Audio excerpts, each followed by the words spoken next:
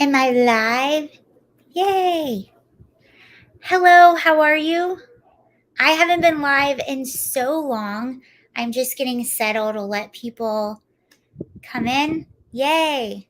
All right, let's see who joins. I haven't been live I just looked, my last one was 3 weeks ago. That's such a long time ago. I was going live every single day for a while. Hey guys, welcome. Thank you for joining. I'm so excited because I haven't been live in so long.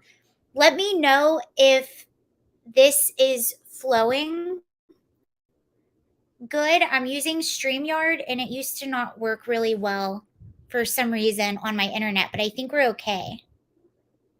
I think.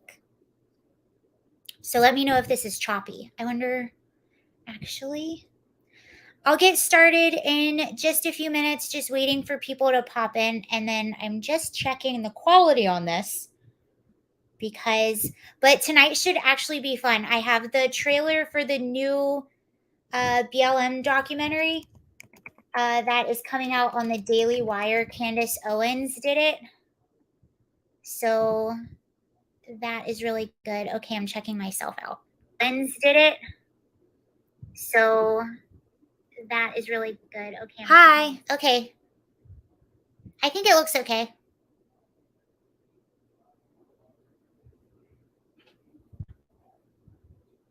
If it's a little delayed or slow, just let me know. I hope it's not. I wonder if I can see it on my phone. So I have the new documentary trailer for the Black Lives Matter. The words I have the Black Lives Matter documentary that Candace Owens made, the new trailer for that.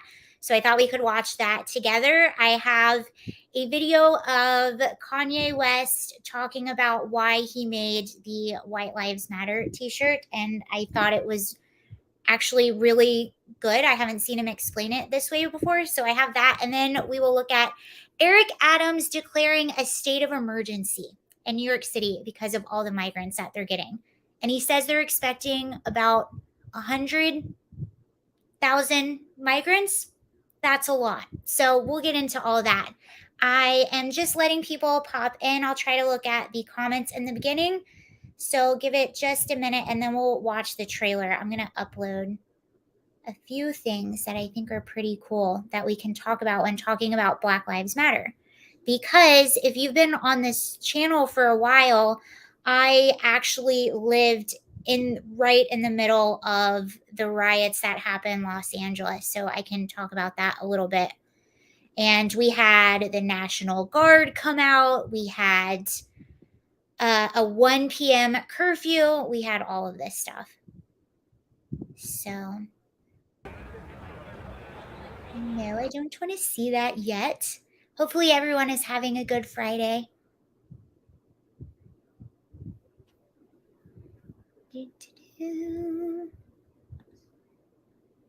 Oh, there it is. I have some video. I was going to show this to you when this is actually, that's from my neighborhood. But I thought it would be interesting to show you this video of some of the protests that happened in my neighborhood and what I experienced and what those areas that had the rioting, what those areas are like now. I'm not in Los Angeles right now. I'm in Virginia. But we will get into all this. Cool. All right. Hi, everyone. Thank you for joining those that are. I'm getting back to doing lives again. I haven't done them in a really long time. For a while, I was doing Monday through Friday all the time. So thank you for joining.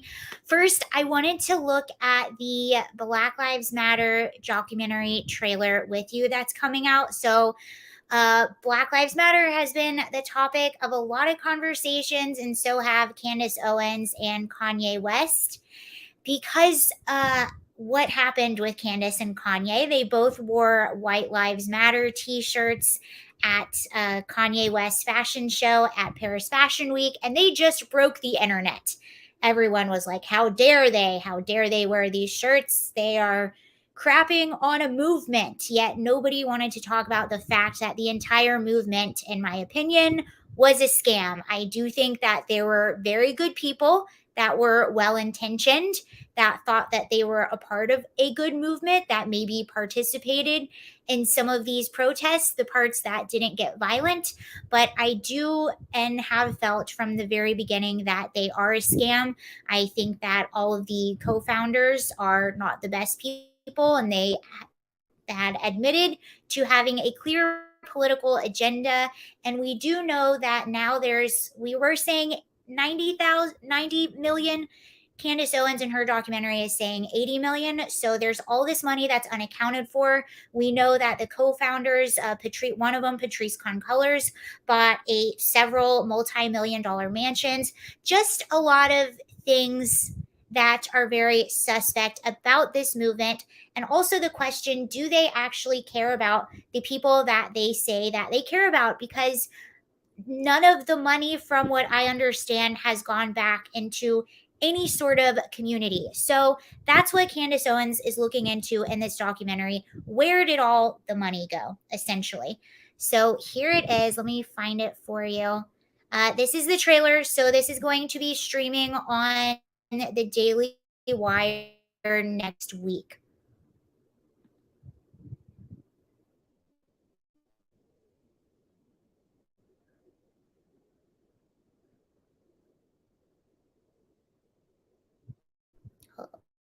Here is sound.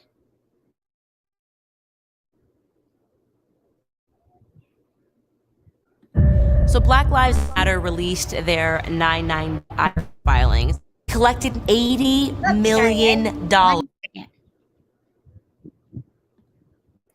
Okay, no, you go there. Where is that money? It's not here. Sorry about that. All right, let's watch from the beginning. So Black Lives Matter released their 990 IRS filings. They collected $80 million. Where is that money? It's not here. Everything looks worse than it was. Where have you seen that money impacted throughout the city? So my producer just sent me a link. It is just shocking to me because of how much money was raised to think that where he lived, the bills weren't being covered. Super frustrating, but that's a dead end, so. And here's where it gets really interesting. Ready for some BLM pride? Another $200K went to escorts, BDSM workers, strippers, peep show workers, phone sex operators, and webcam performers. And then at that moment, it became personal. And I thought, not only am I going to say the truth, I am going to scream the truth louder than you can scream the lies.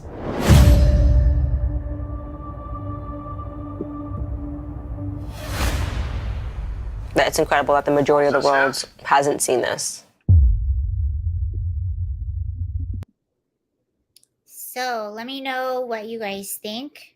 I am really curious to know what they found.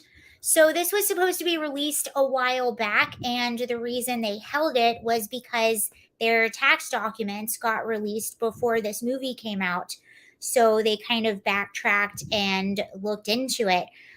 It was never a secret, not as much as the Clinton Foundation. It was never a secret.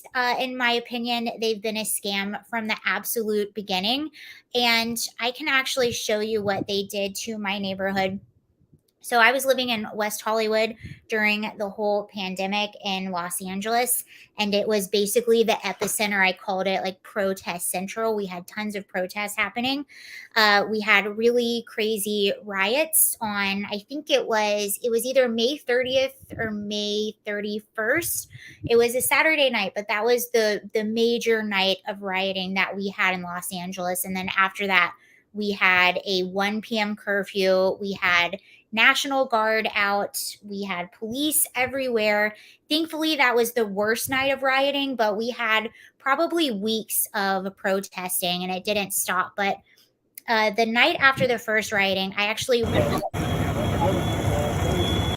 So you can see this is Melrose, And you can see this building right here was on fire. You can kind of still see, I'm really bad at filming. I always film really quickly. But you can see the water is still coming down from the sprinklers. But this was Melrose Avenue. This is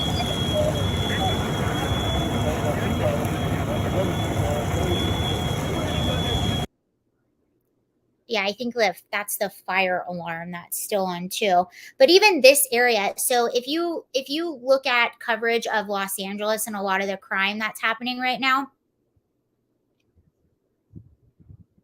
YouTube is still banning words. I see. Oh, that might be whoops. That might be me that banned certain words. But this area, so if you see you'll see a lot on Fox News and other stations about all the crime that's happening in Los Angeles, and you'll hear a lot about robberies and stuff like that. That's this area, and ironically, this was one of the areas that was, you can see, was hit really bad by the riots. There were several buildings that burnt down and a lot of looting on this street. But when you see like sometimes like people out eating and they're getting robbed, or people's shopping bags taken from them and stuff like that, it's typically this area. And since all of this happened, it got pretty dangerous. And then here, I just switched phones. So I was trying to find a lot of my video. I don't have as much video as I wanted to show you. But this is, look, this was our National Guard. So you can see they were everywhere. Where are they? Yep. So you can see them on top of that building right there. And this was in June, and this was really strange because we were super locked down, and then you can see they kind of opened up again. Because this was in June. You see all the people out walking around. This is Los Angeles in June. Yeah, they're wearing masks, but they're out walking around. People are at bars. And this is the day. If you look at any of the imagery from Los Angeles on the George Floyd protest, you'll see one image coming out of Hollywood where there were 20,000 people that were protesting. That's on this day. So I actually left my apartment to go on a walk to get cat food at the corner store, and I stumbled upon like all these National Guard up on top of buildings. And you'll see in a second, the reason all the guard was there, you can't see all the police cars. My camera's not on them, but that huge protest was actually coming my direction. And I'll show you. So here's me like going to get cat food. I'm like, oh, look, the National Guard's on a building. And then I walk back towards my apartment, and that's when I stumble upon this. Again, sorry for the angle. Gosh, this was so long ago, but this is one of those. They're chanting defund the police. That's me. I'll explain to you. So I'm sitting on this like little grassy knoll, and I hear this huge crowd coming. So I'm like, okay, I'm just going to sit there and film them. And this guy, he's walking with them and protesting. He says, he sees me just filming and he motions me to come over. And I'm like, okay, I can't just sit there and film. So I actually walked with them for a little while, not quite a mile, but I just kind of walked with them, and I was just asking them questions and why they were there and why they were protesting. And it was really interesting because I obviously disagree with all of them. They were nice. They were all talking to me.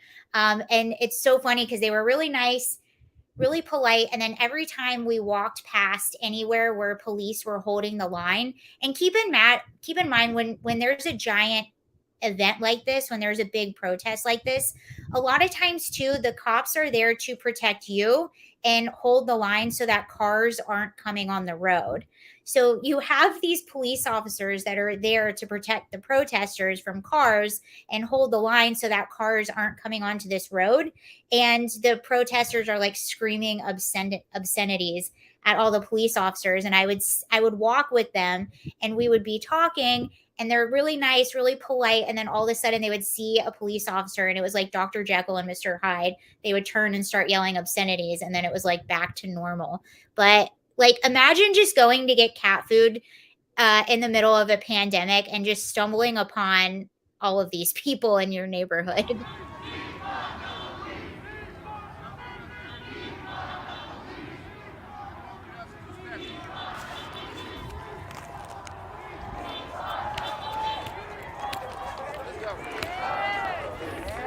There we go.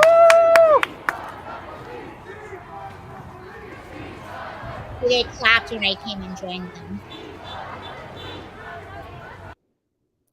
I'll have to find the rest of my videos.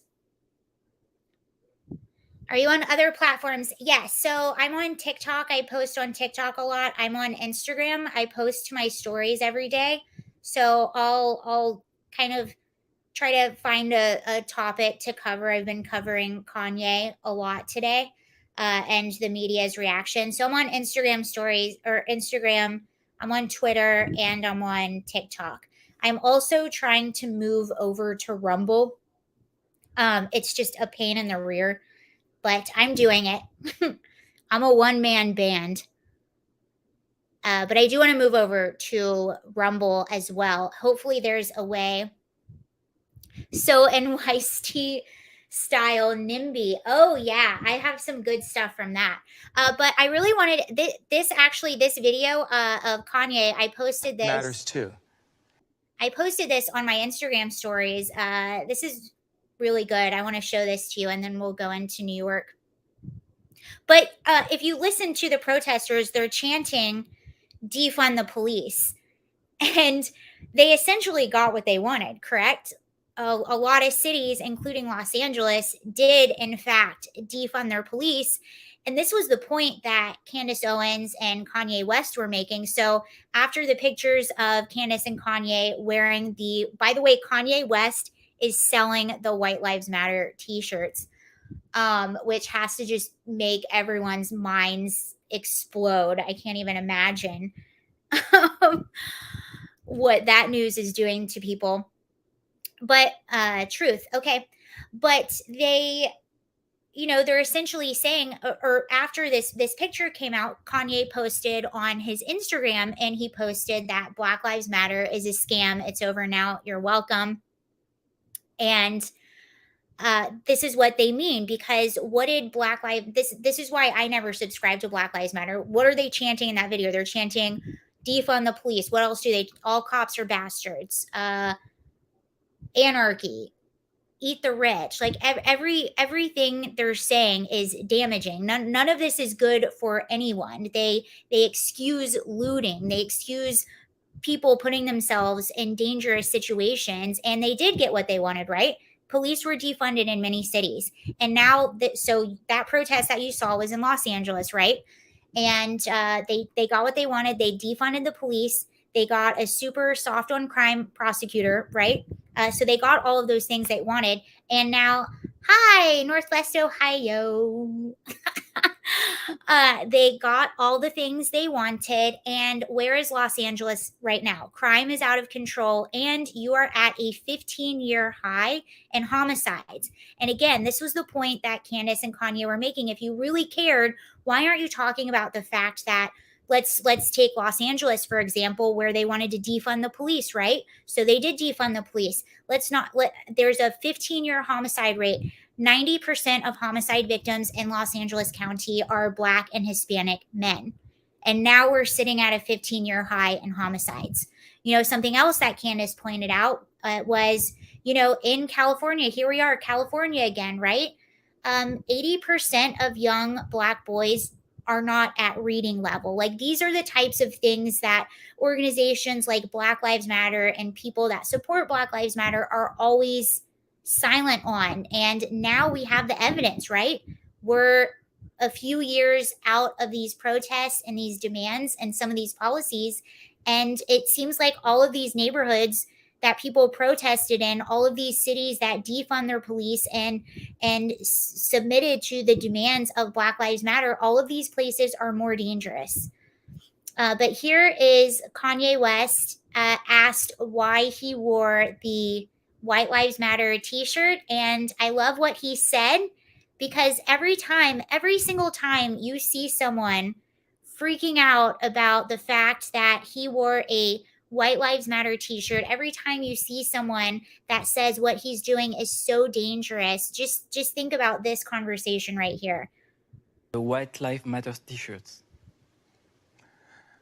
You know, at a certain point, it felt like I saw white people wearing shirts that said Black Lives Matter, like they were doing me such a favor by having a t-shirt that reminded me that my life mattered, like I didn't already know that.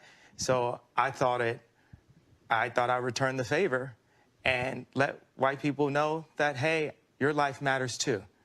It's sort of like when random people will see. I love that. And he's right. Oh my gosh. Oh, that's how you do it. I'm sorry, John. I didn't mean to put your comment like that. Oh, that's so cool. I just learned a new thing. So I can take a comment and do this.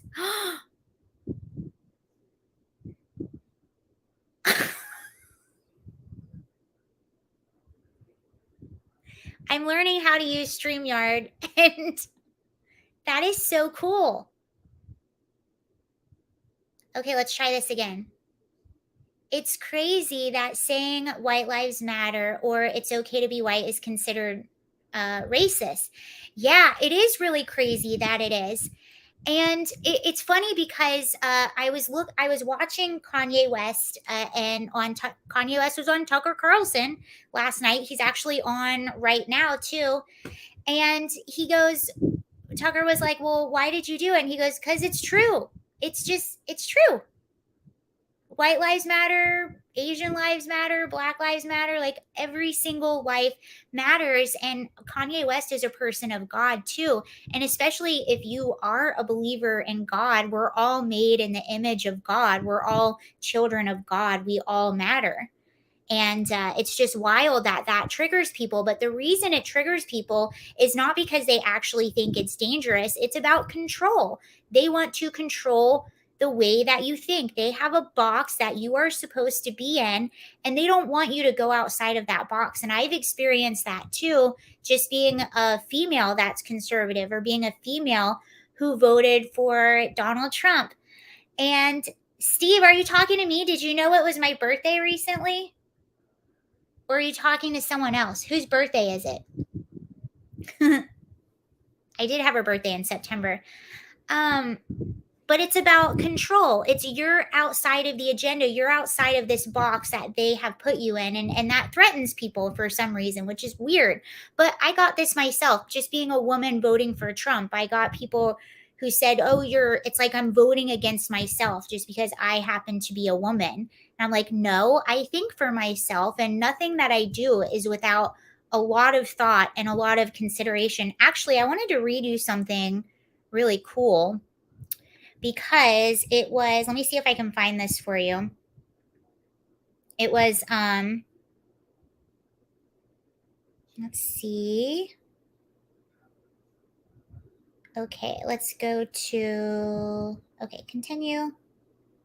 Yes. Stop it.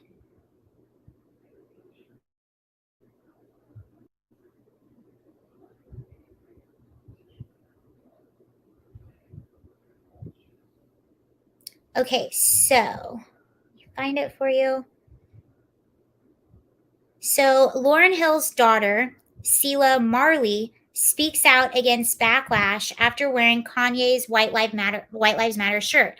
So she was another person who was in the show, and she also wore the White Lives Matter shirt, and a lot of people came out. And I think she's related to Bob Marley. Oh, I will be 58 tomorrow, Sarah. Oh, happy birthday, Steve. I didn't mean to hijack that for you. Happy birthday.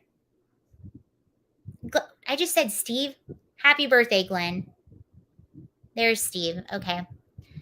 Well, do we all matter? Maybe a better approach is no lives matter. I'm kidding. Thank you. It's my belated birthday. It's Glenn's birthday, and I stole his thunder. So anyway, she had a lot of backlash about this as well because she wore this shirt And this is what she was in Kanye's fashion show. So she was a model on the fashion show and wore his shirt. And she says, this is in response to the backlash. She posted this to her Instagram stories. And she said, the past 24 hours has allowed me to realize most of y'all are stuck in a hive mind mentality. You do what the group tells you to do and think what the group tells you to think. Witnessing someone break free from the agenda sends all of you into such a panic that you will do whatever it takes to force them back into the box that you feel they should exist in. All morale and empathy is eliminated due to the fact that you feel justified by your emotions. The victim becomes the victimizer. You cannot bully me, manipulate me, or coerce me into silence, nor will you bully me into being who you want me to be. I don't care how many tweets you make, DMs you send, or articles you write. Throughout all of the chaos, I have yet to speak on my experience. If you know me, you know that nothing I do is without deep thought and intention. Wait till you hear what I have to say. And I thought that was really cool. And that's what a lot of this was ultimately about. It was about challenging the status quo. Oh, so you can say Black Lives Matter, but you can't say White Lives Matter. Like when someone criticizes you saying Black Lives Matter, you say, well, we're not saying that other lives don't matter, so you can't criticize us. Okay, then what's the problem with it the other way? Because and who makes these rules? It just seems like new rules are made up every single day, and we're just supposed to all know them and abide by them and just know. So I'm actually really excited. I can care less about what Candace Owens or Kanye does. They do what they do. Well, I think that's the point too. It's like, who cares if someone has an opinion that you don't like and they're expressing them? And I think that's what's really telling too. Because you're kind of right. Like, well, you are right. Who cares what they say? Who cares what they do? Who cares what they say?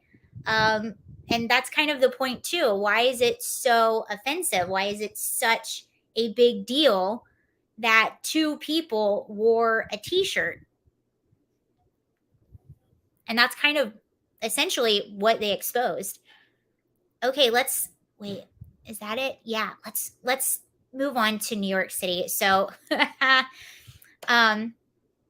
Eric Adams in New York City has declared a state of emergency. And let's just watch him for a second, and then I'll go into a little bit more as to what's going on in New York City. It is literally imploding on itself. It is absolutely just all of the liberal policies are just eating themselves right in front of our eyes, and the city is imploding. So here's we know that as this crisis continues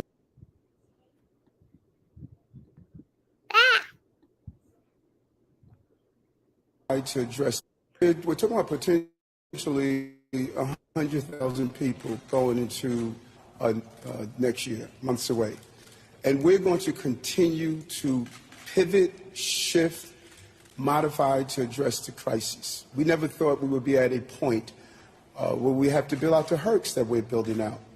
But with the lack of hotel space, you know, we indicated the number of emergency hotels that we opened. We know that as this crisis continues to grow without help, we're going to have to continue to use the brain power of those who are standing next to me to continue to modify and shift accordingly.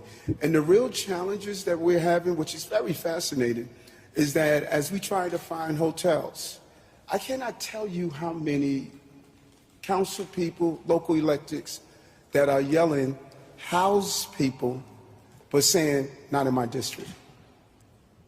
You can't have it both ways. Wait, doesn't that sound like what he's doing? And by the way, if I was a hotel too, I would be like, no, I don't want this. This actually happened in, I think it was it Ireland or Scotland? hold on. It was either Ireland or Scotland because, you know, Europe a few years back, that's why Europe is voting so conservative now. That's why you have Giorgia Meloni, who is now the prime minister in Italy, a very conservative, anti-illegal immigration woman. And this is one of the reasons why she got elected, is because what's happening right now sort of happened a few years ago in Europe. Different in many ways, but the same in many ways, in which they had a huge refugee crisis and they took in millions of people and just put them all throughout Europe, all at the same time. And there were a lot of issues because of that. And one of the things they did, again, it was either Scotland or I want to say it was Ireland.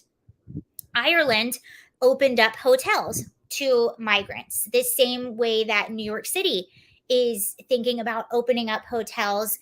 And it was a terrible experience. The hotels got trashed.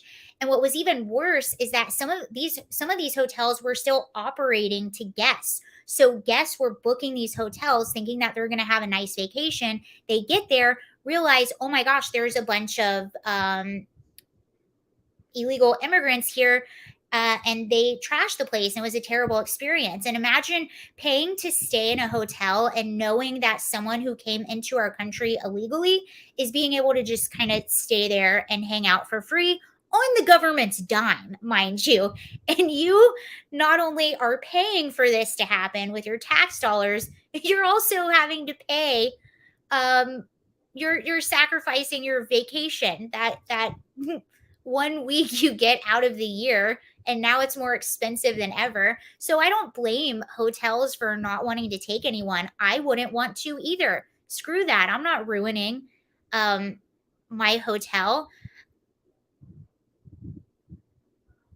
I don't feel as bad if it's a person that votes Democrat, but I don't blame them. And I don't want a bunch of people in my backyard either who came here legal. It's not that I don't have empathy for them. I just think there are other processes. I believe in closed borders and legal immigration. But the thing about Eric Adams, when he's talking about not my backyard, he is a proud advocate of his sanctuary city of New York.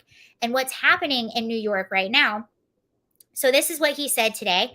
And this is what's basically been going on. And keep in mind, anytime that we talk about New York and how many people are coming into New York, that is a drop in the bucket compared to what's happening on the border towns. But I'm using New York as an example. I think just geographically, it's really easy to see the effects. And I'm using it as an example as well because it is a sanctuary city. And I think it's a really fascinating sort of real-time experiment on what it actually means to have all of these liberal policies just implode on each other. So New York is a proud sanctuary city, and Mayor Eric Adams, it has been seen saying, you know, proudly proclaiming we are a sanctuary city before any of this happened. And you have these border towns with just these really small border towns that are having thousands of people come through there every single day. Last night, I was actually speaking with a border patrol agent. I've been talking with him sort of like on and off for the past year. I'll just kind of ask him questions, and sometimes he'll just randomly like tell me what he's experiencing on the border. And he says that he will be alone on his sort of post by himself and alone. He will deal with up to 600 or 700 people a night by himself in one little part of our southern border. So just think about that. In the fiscal year 2021, 1.7 people have come to claim asylum. In the fiscal year 2022, so far we've had it's either 2.1 or 2.2 million people. That's not even counting the millions of gotaways. Those are just the people that have turned themselves in to Border Patrol and have said, I want to claim asylum. So they're given a court date, a little phone to track them, and they're like, we'll see you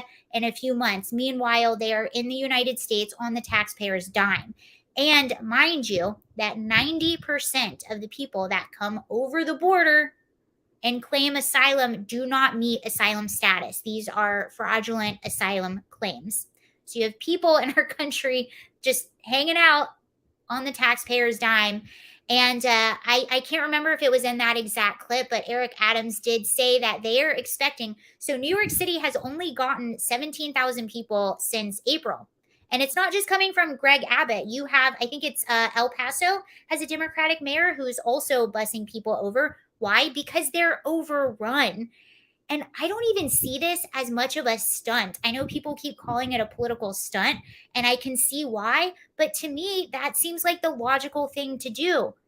If I'm not a sanctuary city, I made my stance. I am closed. I don't vote this way. You're a sanctuary city. You also did Eric Adams endorse Biden? I don't know.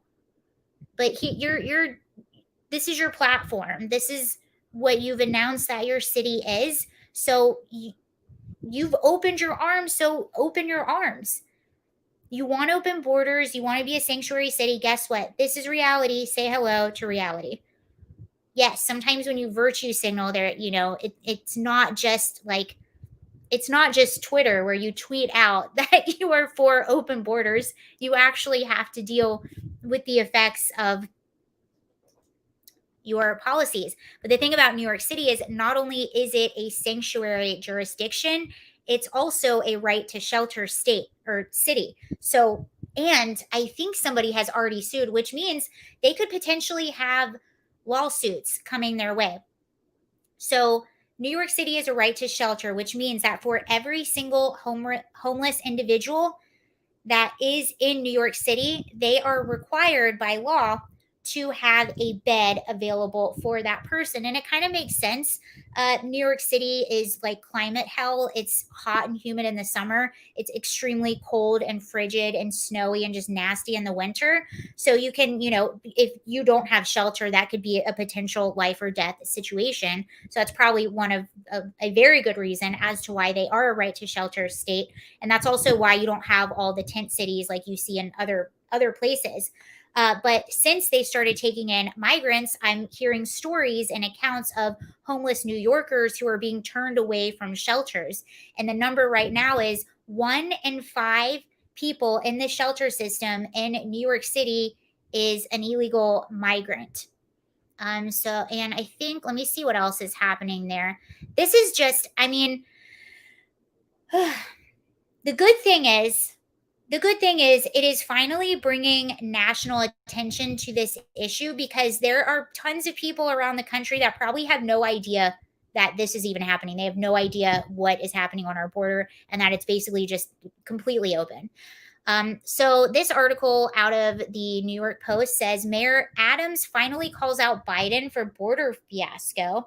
So he did declare a state of emergency and was asking for the federal government for money, but I don't remember him actually calling out Biden. So let's see what happens. It's been months since Mayor Adams has sounded the alarm about an influx of migrants coming to the southern border and pushing our city's homeless shelter system to its breaking point.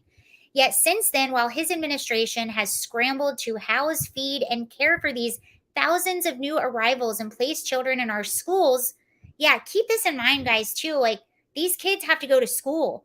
So our kids are already struggling since the pandemic. Now think about them having to take in all of these people.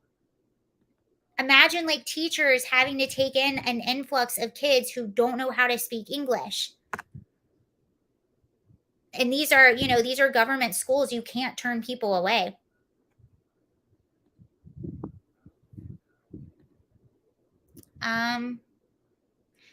Not one leading Democrat in this state or this country has offered New Yorkers anything but lip service. Nothing, not a single dollar of federal or state aid, no housing resources, not even an acknowledgement that a crisis actually exists.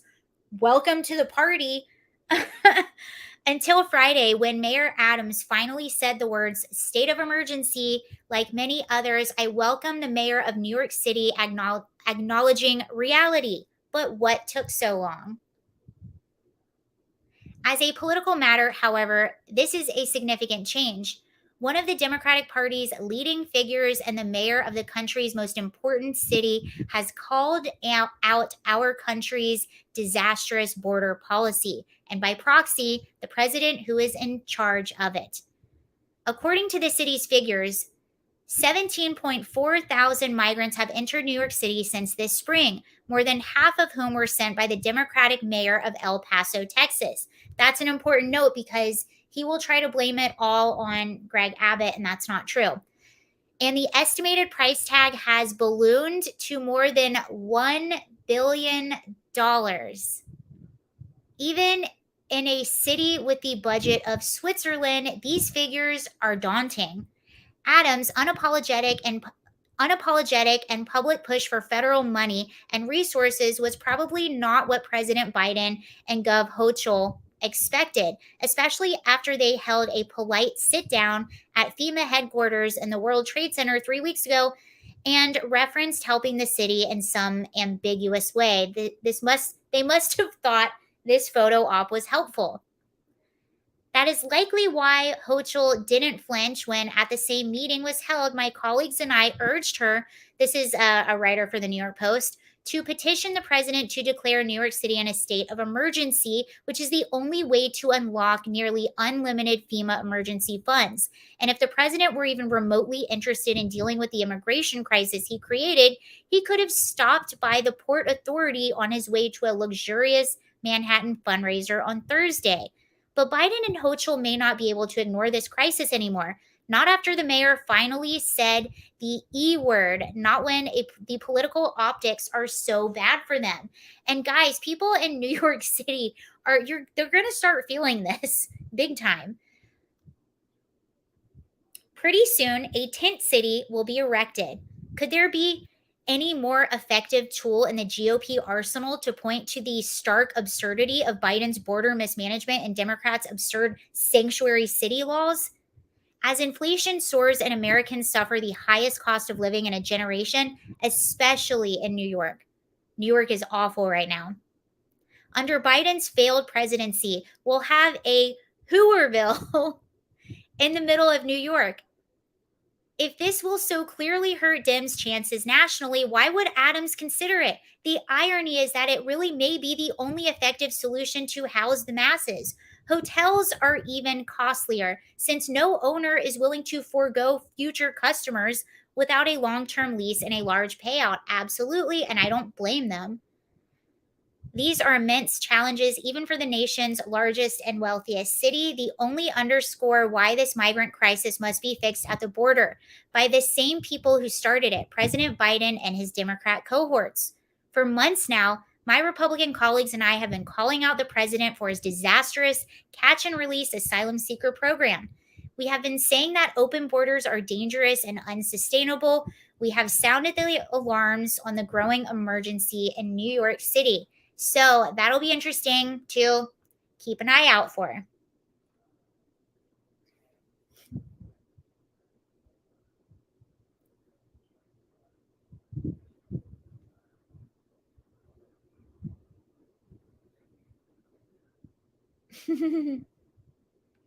Yeah. So they do have a tent city that they're building. And what's going to happen? So right now,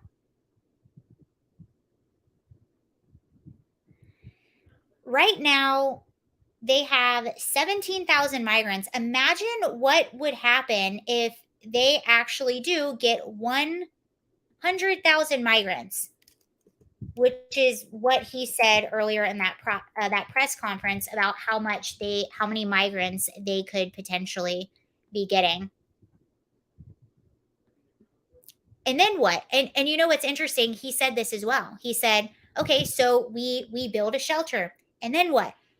We build another shelter. And then what? We build another one. And then what? What's the end game here?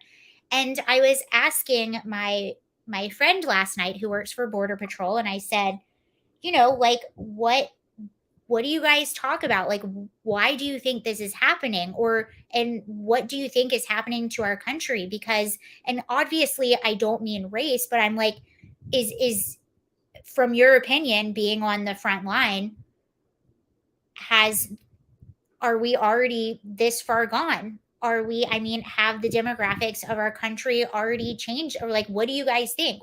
Why do you think this is happening, and what do you think about the current state of our country given what has been entering? And his exact words are, we're effed and it's a huge mess. Everything is effed. Those were his words. I also said, so what do you guys think? Like, what do you talk about? Why do you think this is happening? Just curious. And his theory was, and I don't think it's a secret, his theory was, he said, oh, no, not Siri. I said theory. Hold on, let me turn off theory. Okay, she didn't talk. His theory was that they are bringing in as many people as they can, putting them all over the country. So in the specific areas that he said were New Jersey and Florida, in hopes that by the next census, that Democrats will have enough people all over the place to gain more seats. So that was his theory. Let me know what you guys think. And I think that's why if you are ever in a position to hold an elected official or someone that is running for office accountable, you need to say a very important question to ask is not only what are they going to do to fix the border, what are you going to do as far as enforcement and removal? Those are really, really important things to be asking. What are you going to do about enforcement and removal? Yes, we all know that the border needs to be secure, but those two things, what are you going to do about that? Because there are millions of people in this country that, first of all, we don't even know who they are. And considering that 90% of asylum claims are not actual asylum status. So 90% of these claims are fraudulent. So these are people that came into the country illegally and are making fraudulent asylum claims. So just really important question. Removal and enforcement. What are you doing? Because I'm dead serious. Like with these numbers, 1.7 in 2021, 2.1, 2.2 in 2020, that's a lot. And that's just what we know about. And there was a story today. I try not to talk about these stories too much because it's Friday, but I think it's important. Let me find it for you. This story came out today. There was a shooting in Las Vegas, no, a stabbing in Las Vegas. Let me pull it up for you. And the perpetrator is in the country illegally.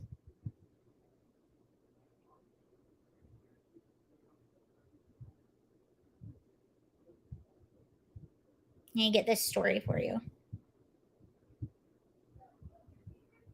Okay. Yeah. So, okay, per ICE source, the suspect charged in a mass stabbing on the Las Vegas Strip that left 2 dead and 6 others injured. So this was today. I think today, right? I think so.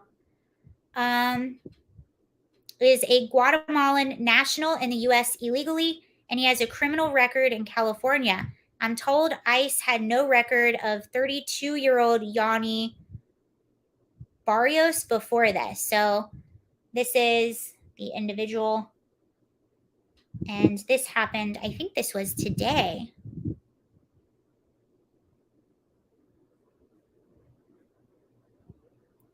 Oh, wow.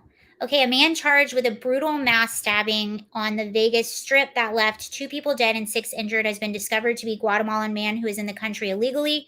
Yanni Barrios, 32, has a criminal record in California. Fox News' Bill Malusian reported on Twitter that Immigration and Customs Enforcement had no record of him at all before the attack took place. His victims were 8 people, and the attack occurred before 12 p.m. near the Wynn Las Vegas Hotel. So that's a very highly populated, very touristy area. And the Wynn is a more expensive, one of the nicer hotels, or more expensive, I would say. The 2 that lost their lives as a result of the attack were local Las Vegas residents, Brent Allen Hallett, 47, and Maris Maureen Di Giovanni, 30. So, that's why it's important to know who is here. And people that come as gotaways, you don't know what their criminal history are. You don't know how old they are. I think I've told this story a lot, but I used to work for a state-run psychiatric hospital here in Virginia. That was one of my first jobs out of college, and because we were state-run, we couldn't turn anyone away. Right, we were a government facility, so we had to take everyone, and we did get a young man who we thought was 17, and he was in the country illegally. We had no papers on him. We only knew essentially what he was telling us. So we just had to go by his word. And again, keep in mind that we're not a private facility, so we can't just turn people away. If you are a government facility, you have to take people in. And he was in our facility, I think, for a few weeks, and we ended up having to call the police on him to get him removed. He was manipulating our kids to basically like attack us and riot. And it got to be really dangerous. So he was removed. After he was removed, we were sort of getting like updates on his situation. And by the way, in our hospital, it was unheard of to ever call police on anyone. That's not what you do. We're equipped to deal with behaviors. This was just a whole different level. Anyway, he got removed by police officers. He was charged with a crime, but after he left, we started finally getting papers on who this person was. Turns out he was over 18, so he lied about his age, and he had a very serious violent charge in Mexico, I believe. And if we had that information, he never would have been placed at our facility. I worked at a facility with kids. It was highly inappropriate for him to be placed with our kids, but he was, because we didn't have any information. And I learned after this situation that people do lie about their ages more than you would think that they do. And a reason for this is because, if you're a minor, you're likely to be able to stay in the US. You're likely to be able to get more services and things like that. So that happens as well. And a lot of people are also, I don't know if you follow Lauren Southern, but this happens on the southern border. It also happened with the big migration crisis in Europe, but people will actually throw their IDs away so that you don't know who they are. Because if you don't know who they are, you don't know where they're from, you can't deport them. So they get rid of those so you can't deport them to their home country. And when people don't have any sort of ID, when they're here illegally, they're basically what do you have to go by except for word of mouth as to who these individuals are? So that's another thing to consider. Trump 2024, that is the solution. Yeah. It's just wild. And to go back to what he was saying, this Border Patrol agent, that his theory was this had to do with the census and the Democrats getting more power. And, when you first hear about stuff like that, it sounds really conspiratorial. It sounds like something some evil villain would do in some movie somewhere. But what else? Like, why would anyone do this to their own country? What other explanation could you think of? If they wanted to stop what was happening on the border, they could so easily do it. And they could have done it quietly too, because nobody was really paying attention to this a few months ago. They could have been like, oh, oops, that was a mistake. Let's just quietly, but they're not.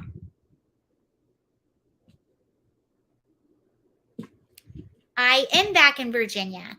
And actually, I'm going to get off in a few minutes. But while we're here, while we're talking to Virginia, I did a very Virginia thing this weekend. And I went to the state fair.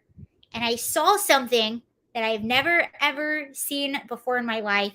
And I have to share it with you because it's probably one of the most fascinating things I've ever seen. There's just an entire art to it. It's pig racing. Have you guys ever seen pig racing? Some people think I'm a high schooler because I have a baby face. Black don't crack. Well, that's interesting too, because I think the same way with people that are Hispanic. I think they just typically look younger. And I think that's another reason why it's so easy for you to lie about your age. because you, to me, and the person that we had, he looked young. I believed the person was 17. And that's my issue too. Like, I look at people, I'm like, you could be 30, you could be 20. I have no idea. Okay, I'm going to show you these videos that I took of the pig racing. Okay. I've like,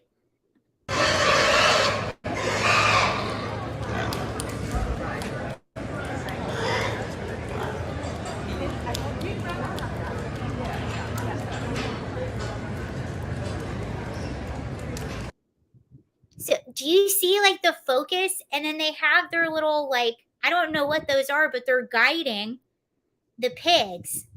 And then this guy walks around and judges them. Here's another video. Oh, that's a short. Oh, no, here we go. There's more. Hey,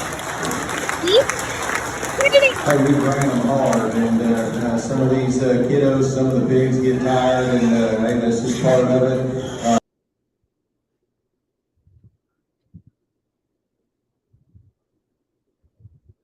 Oh, you have to. Okay, Braxton, are you going to the state fair? I had so much fun at this place. We drank some beers, we walked around, we saw the pig racing. They had a little circus, they had a petting zoo. Yeah, these pigs were huge. Hold on. Let's watch this again. No, they were huge. Hey, we ran them hard, and some of these kiddos, some of the pigs get tired, and hey, that's just part of it.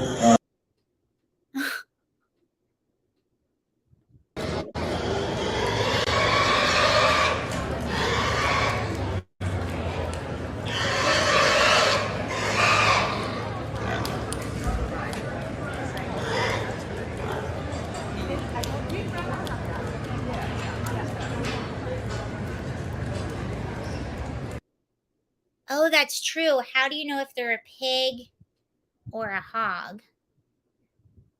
Wait, I don't know. Let's hold on. Google.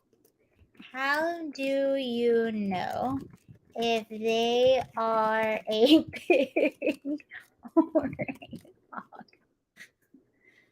Okay, what is the difference between a hog and a pig? Specifically, a pig is a young swine that is not yet mature, but the term has come to be used for all wild or domestic swine. A hog is a swine weighing more than 120 pounds, but this term is also applied generally to all swine. So it kind of seems like both terms are interchangeable. And this was definitely officially called pig racing.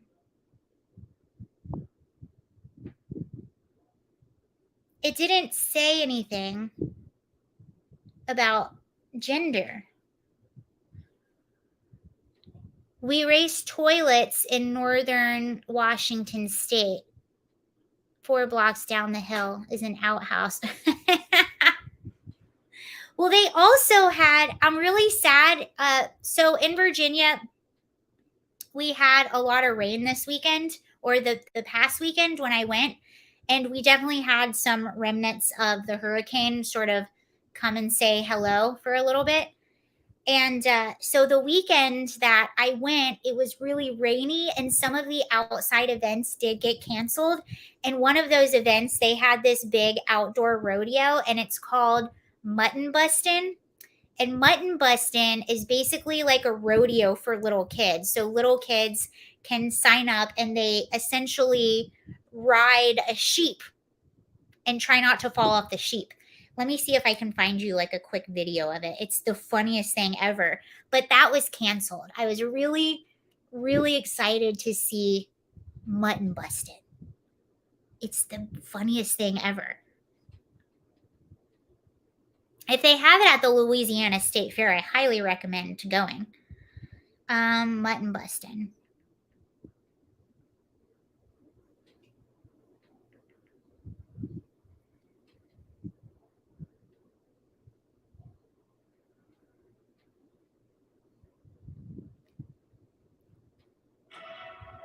Hulu Ad Manager is the easy way for businesses like yours to advertise on Hulu. Think of it. Your ads on a platform with the best TV around. Get started for as little as $500 per campaign. Sign up for Hulu Ad Manager today. Sorry. Okay. Well, show us what it is.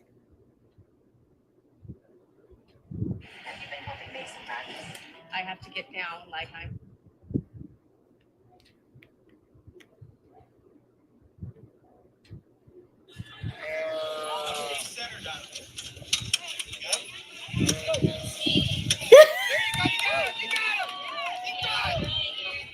He's really that shit to move forward. You can get on one more time, Kaden. Nice ride. Oh, bull riding style. All right.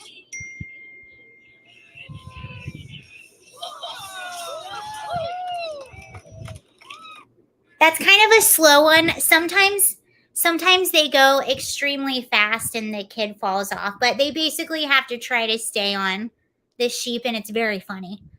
Anyway, that's mutton busting, but I was disappointed that got canceled. Next time. Thank you very much. Happy belated. Thank you. All right, you all, that's all I have tonight. Thank you so much for watching. The kid is holding on for dear life. Yeah, sometimes they fall off and they start to cry, but they're usually not hurt. At the pig races here, some named Mary Plopper, Lindsay Lohan, Notorious Pig.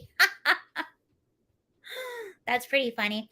All right, thank you so much for hanging out, you all. That was really fun. I'll be doing bring back the Iron Maiden T-shirt. Okay, I'll be doing more live streams more frequently and posting more. So I'm back and I'm excited. And thank you all for joining. That was fun. I'll see you later. Have a really, really good Friday night. Happy birthday, Glenn. Hope you have a fabulous birthday. Bye. See you later. Bye, guys.